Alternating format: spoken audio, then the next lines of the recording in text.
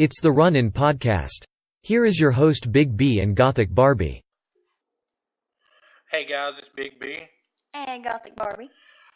First off, you guys already know what we want to do, but the first thing that I want to do is promote Miss Barbie here. Yes. She has her Instagram channel up now called The Gothic Gamer. She just did a live review on DMC5. It's in her story. You guys need to go check that out. Also, she's going to be having her YouTube channel coming. It's The Gothic Gamer as well. Go check that out. She's going to be doing videos, just pretty much anything. It doesn't really matter. Doesn't know what she's going to get into that day, but mostly it's going to be game review. You can always check her out here on the Run-In Podcast. But let's go ahead and get into it. We're going to talk about Monday Night Raw, which happened on Monday night last night, depending on when you're listening to this. Of course, Monday Night Raw kind of gives it away. Raw kicked off with Heyman and Brock Lesnar. Same old song and dance, same old shit that they've been doing for the past 3+ years. Yeah.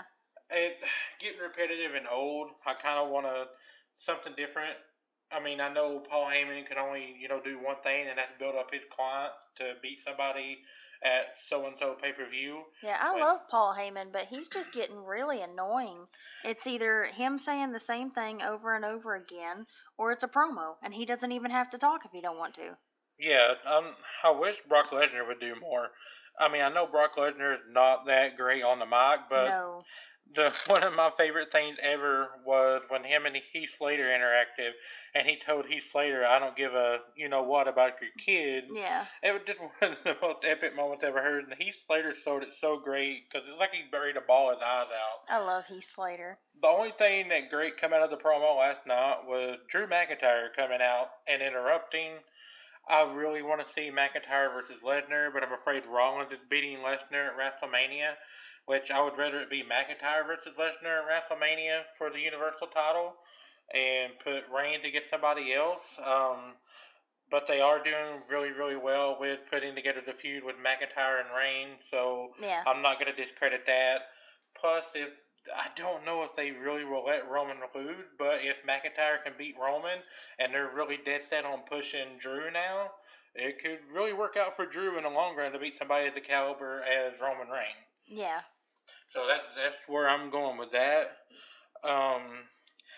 Something that was cool about it also is Seth's running down with the steel chair and just brutalizing Drew McIntyre. Like, rest in peace to that poor steel chair. There were several times where I thought it had broke over Drew McIntyre, and it was just a really cool aspect of everything. And then, of course, Seth Rollins gets in the ring, and Brock Lesnar jumps out and just walks away. That magical force field where it restricts them from going after the person.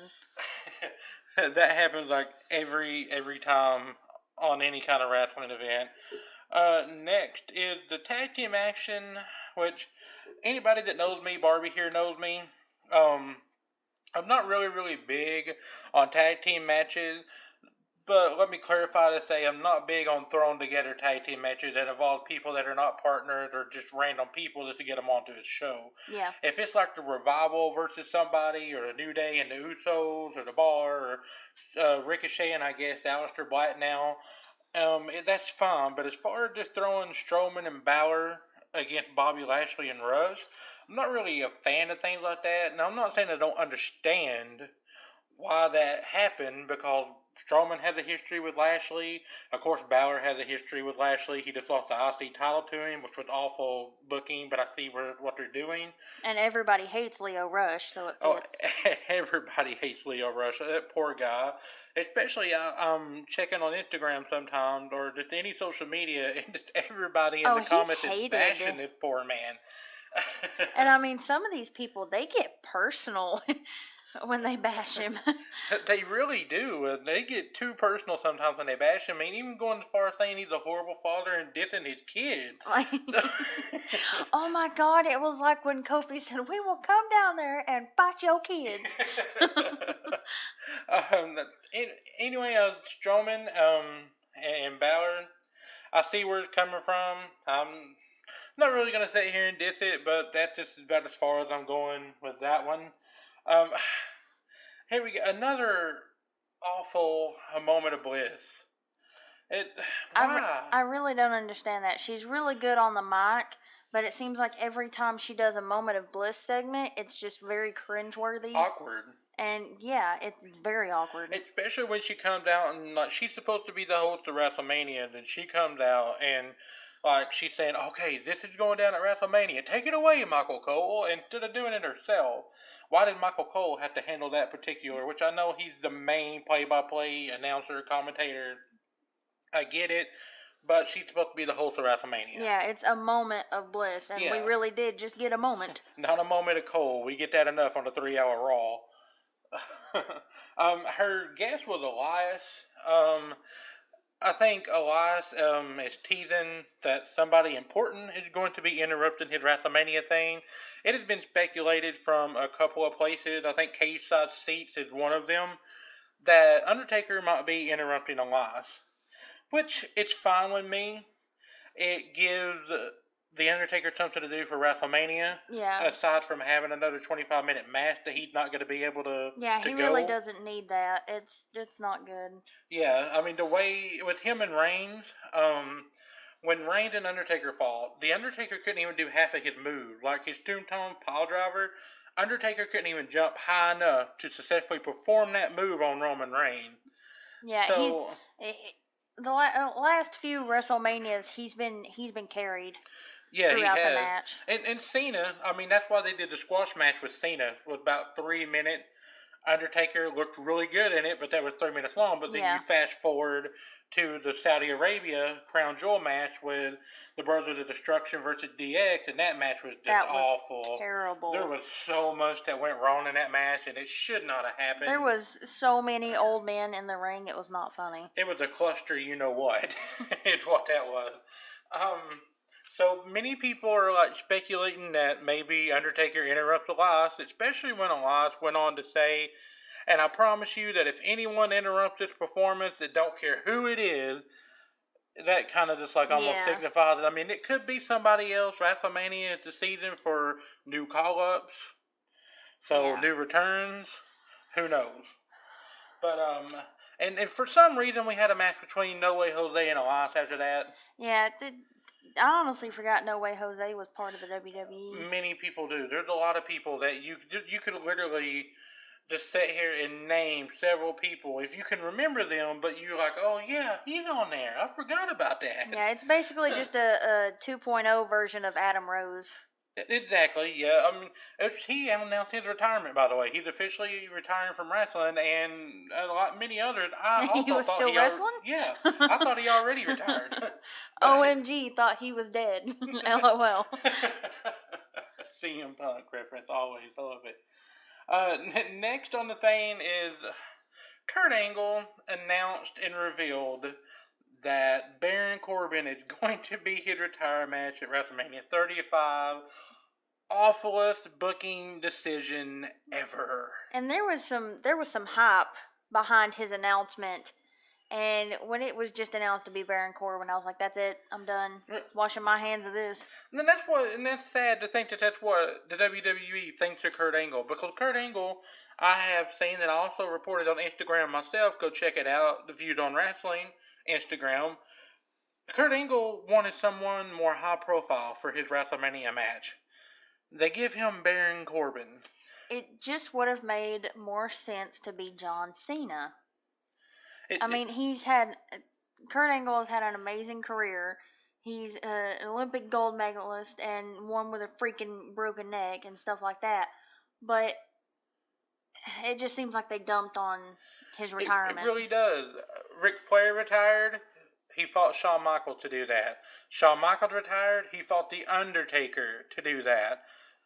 We're giving he's not Constable Corbin anymore, but we're giving Baron Corbin Kurt Angle's retirement match. Yeah. Out of so many people, that would have been better. I mean, people were clamoring for The Undertaker and Angle. I don't really feel that. I don't want two 50-year-old men killing themselves literally in the ring.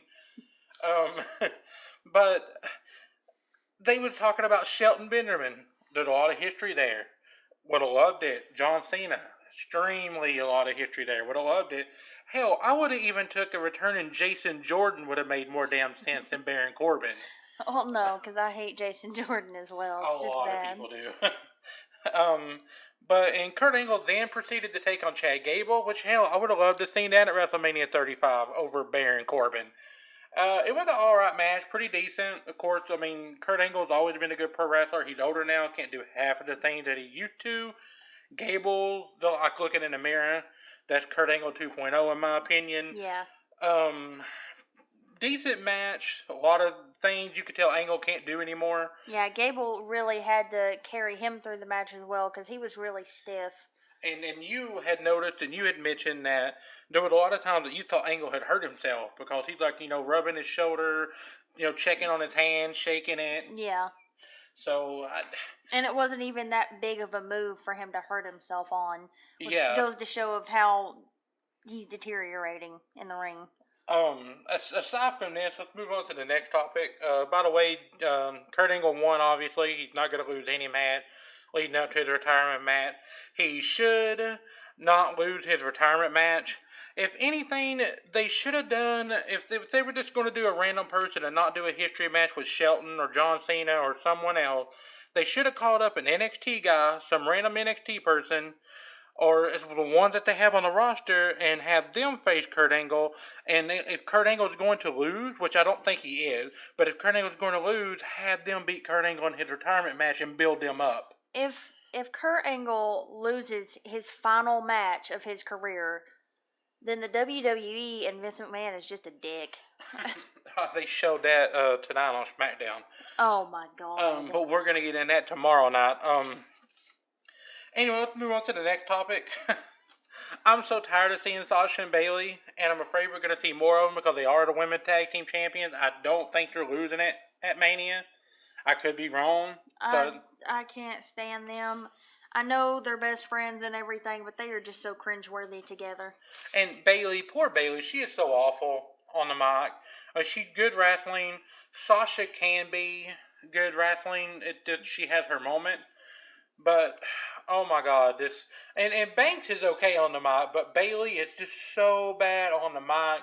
Half of the time she don't know what to say, half of the time she don't know what to do, and I really don't think that she's following the script, or if they gave her a script, she's just so ditzy and she forgets it, because it just sounds, I don't think somebody in WWE is going to write that. I could be surprised, but I don't think somebody in WWE is going to write the way that she talks. Yeah, it's really bad. By the way, they went on to have a match with Natalya and Beth Phoenix came out, and Banks went on to have a match with Natalya.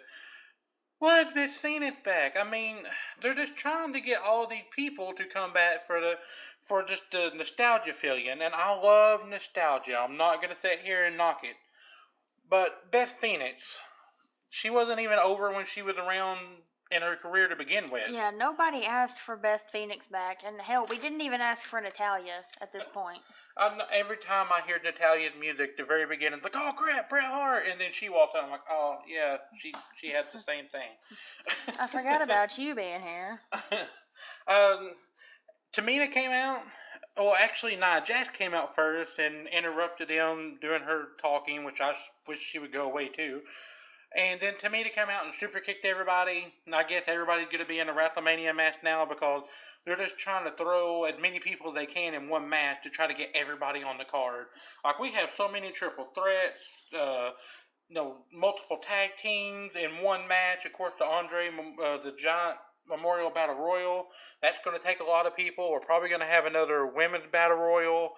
They're just trying to throw these people in just anywhere they can get them. There's a rumored triple threat with Sonya Deville, Mandy Rose facing Asuka for the women's title of SmackDown. It's going to be a cluster. Again, you know what? I'm trying to keep this family friendly, but a fluster cluck. Anyway, after leave it to Barbie. Anyway, after the awful Banks match and segment, we had Mojo Rawley in an awkward segment. It's just weird. Screaming at himself in a mirror. In a dark room. Yeah, it was very, I don't know. It was just so, disturbing. Which I guess why he's in a dark room now is he's not on TV anymore, so he can't afford to pay his bills. So he just shouted at himself in the dark. Pay your rent! Oh my god. It's okay. But, Anyway, we had Ricochet and Mahal after that. I get to get Ricochet on Raw. I'm not sure. I didn't even watch it. I was playing on my phone and I mean, on Instagram. at least it wasn't a tag match with Ricochet and Black versus Mahal and one of the Singh brothers. I mean, that's a good thing that came out of it. But I just not really feeling it. Another one of them matches. Meh. I mean, I'm getting tired of seeing Ricochet. I miss the old days, which I know we're never going to get an attitude era, and I'm not saying, whatever, but I miss the old days when Austin or Stone Cold or Triple H or Undertaker or whoever, you didn't see them every week. It was like once every other week or so. It's like you a saw will they them. or won't they? Yeah, and that was like the best feeling because you didn't get tired of them. Now it's like Ricochet is on SmackDown, Ricochet is on Raw, Ricochet is on NXT, Ricochet is here, Ricochet is there. He went and visited my mother and And they need to quit with all the special moves, like Ricochet doing his, I'm going to jump over the rope. No, I'm not. I'm going to bounce off of it and do my cool little pose. Yeah. They need to quit doing that every single match, sort of like when they were doing the Dean Ambrose, where he would like fall between the ropes and then come back and clothesline you. You think he's going outside. Oh, no, he's going to do it. Quit doing it every match. You're ruining the special feelings, sort of like when Randy Orton does his drop DDT over the rope. You're ruining a special feeling. You're going to see it like every week, every pay-per-view. No, like I don't want to see that. That's one of his special moves. Yeah. So you don't want to see that all the time. Something else that was happening was Rousey versus Brooke. That match went the way we all expected that match to go. Over in like 30 seconds. It was terrible. It was no surprise. And another thing, Dana Brooke looked real sickly looking. Yeah, like she's sick or something. Now, she's really skinny. The viewers out there, she lost weight in her boob area. She's lost weight in her neck, her face. Like, she just does not look the same. I don't know if it's just diet or something's wrong with her or what, but she does not look the same as she has in the past, back when she was working with Titus Worldwide. I don't know what's up with her, but Titus World Slide. Anyway, but the coolest part about that segment was Ronda Rousey taking out the security guards and her husband getting involved taking out the security guards. Yeah, that was pretty badass. That was pretty badass. And finally, her husband's like, "All right, you had enough, bitch. You need to get your ass over here before you get fired." So, but yeah, we all know Rousey's not getting fired. It's all at work, but. Anyway, that pretty much was good, and now they're saying that Dana Brooke might be out for a while because she has a broken arm or something to that effect where Rousey held the armbar in too long. Whatever. Yeah, like... Didn't miss Dana Brooke before. Yeah, like who's there going, oh no, I won't get to see Dana Brooke. And here's all I'm going to say about this next match that followed. Apollo Crews versus Baron Corbin. That was a channel changer. Anyway, the Batista segment really, really worked for me. It was a great segment. It ticked all the boxes. It was there to do what it was supposed to do, and it did it. Batista talking about why Triple H, why he hates him, or why he wants to take him out at WrestleMania. Yeah. It ticked all the boxes, saying that he hates him. Ticked all the boxes. Tickled your fancy. It did. It tickled my pickle. I mean, I'm telling you. And Batista promises to end his career in Triple H's career at WrestleMania. Which, cool. That's something else. I wish Alexa and Braun would actually do more segments together. They are great together, and I'm not a shipper. I'm just saying they are really, really great together when they're on camera. You got this big, 100-foot tall giant, and then this little 3-foot tall thing that he can fit in his pocket and feed him Keebler Elf cookies. So it's just, I love their chemistry. Hate the whole Braun Strowman angle where he's like fighting with some dudes from SNL. Yeah, that's stupid. So it's really, really dumb, especially the whole cardboard car that happened last week. That was like the worst segment I've ever seen from him. Apparently, he's in the Andre the Memorial Battle Royal, which we knew it was going to happen, but they officially confirmed it. Cool. He'll probably win it again, which it don't really mean anything. Last segment is the Seth Rollins Drew McIntyre match. Great match, of course. Seth Rollins and Drew McIntyre could really tear the house down. Two really great pro wrestlers. Before the match, though, Drew McIntyre issued a challenge, which we all knew was coming. I broke a story about it, so did several others, about Drew McIntyre and Roman Reigns going to have a match at WrestleMania, which now, obviously, he challenged him, so it's going to happen unless something happens to Reigns and he can't fight. God forbid, hope not. But anyway, after that, Rollins and him had a really, really great pro wrestling match. It was just really great. You should go check it out. It's just up on YouTube. I know it is.